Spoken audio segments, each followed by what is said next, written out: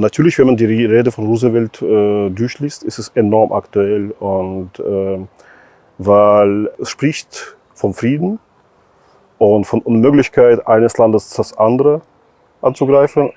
Aber die ganze erste Hälfte von diesem Speech spricht über Aufrüstung. Und er will quasi Frieden durch Aufrüstung erreichen. Und in diesem Paradox ist natürlich sowohl der Sieg im Zweiten Weltkrieg verborgen und zugleich hat diese Paradoxie, die in der Rede steckt, war eigentlich hat sich Keim für den späteren Kaltkrieg verborgen, wo jedes Land versucht, möglichst viele Waffen anzusammeln, mit der quasi Begründung, damit es nicht angegriffen werden kann. Und aus dieser Paradoxie, auch aus der Situation, wo die internationalen Institute nicht wirken, sind wir noch nicht raus.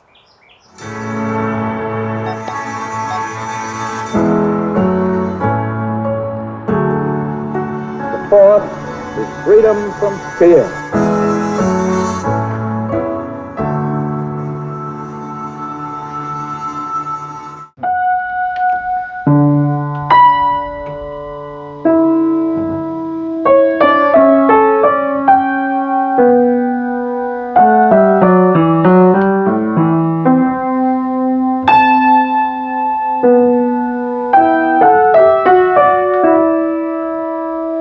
Dear Sergei, how do you cope with fear in your music?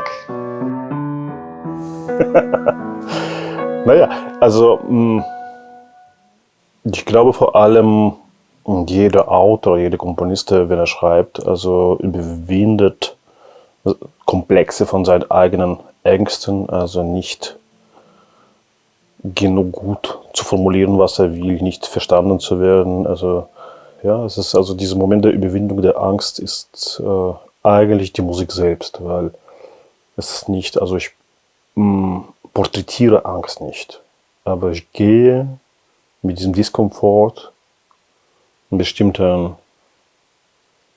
Beengung als mit einer Ausgangssituation, die vielleicht mit Hilfe von Musik, also mit musikalischen Syntax überwunden wird. Und weil Musik ist etwas, was uns erlaubt, gleichzeitig Empathie zu empfinden im Musiktheater und auch Distanz zu gewinnen. Und diese Gleichzeitigkeit von Empathie und Distanz ist auch die Befreiung. Vielleicht. So. Все горе в том, что нас не понимают и не хотят понять. Мы сами боимся своих наклонностей и стараемся затушевать их от окружающей среды. Другими словами, мы боимся самих себя.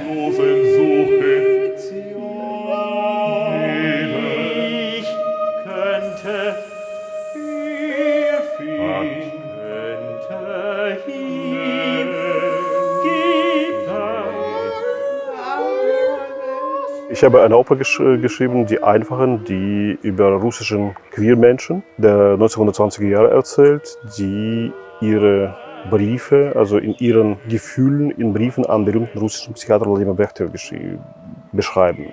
Das sind grandiose Texte, dokumentarische Texte. Ja.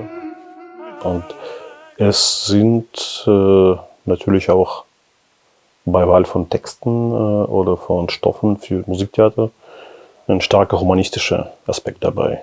Also mich interessieren die Menschen, die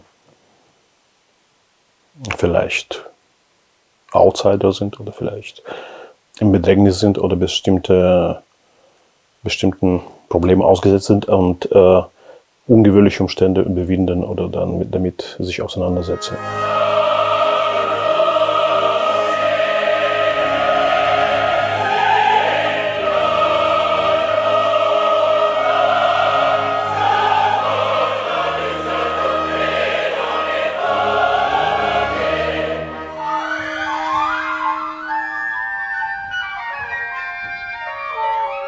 Also ich denke, dass Musik ein bestimmtes Abbild von unserem Weltbild darstellt und sie ist vor allem Dokument von dem Zeitgeist, von dem was uns beschäftigt. Ja.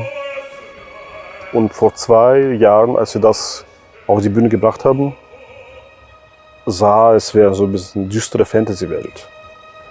Und jetzt ist es hyperrealistisch.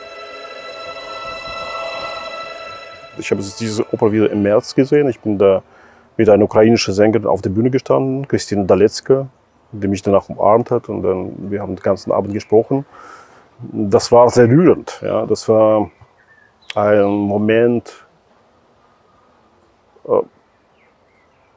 der gezeigt hat, dass wir alle von dem Krieg betroffen sind.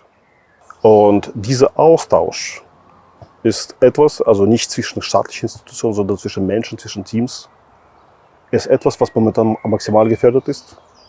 Und ist etwas, wo man trotz aller Härte der Sanktionen versucht wird, die menschlichen Kontakte beizubehalten. Weil die Menschen gleich denken. Also dass es gleiche Werte haben. Und bis 4. März, als es offiziell verboten war, Krieg zu nennen, gab es tausende Antikriegsbriefe von verschiedenen Berufen, von Übersetzern, von Weinhändlern, von Clowns, von allen möglichen. Und größter Antikriegsbrief, was russische Bürgerrechtler Lev Ponomarev gestartet hat, glaube ich, 1.200.000 Unterschriften gesammelt innerhalb von wenigen Tagen. Also ich glaube, man muss weiter die Menschen unterstützen, die auch in Russland geblieben sind, die für die gute Sache sind. Also das ist irgendwie unvermeidlich. Ja, sonst, weil man muss über Putins Tod hinausdenken, was danach kommt. Und mit wem werden wir sprechen? Wer wird da bleiben? Ja.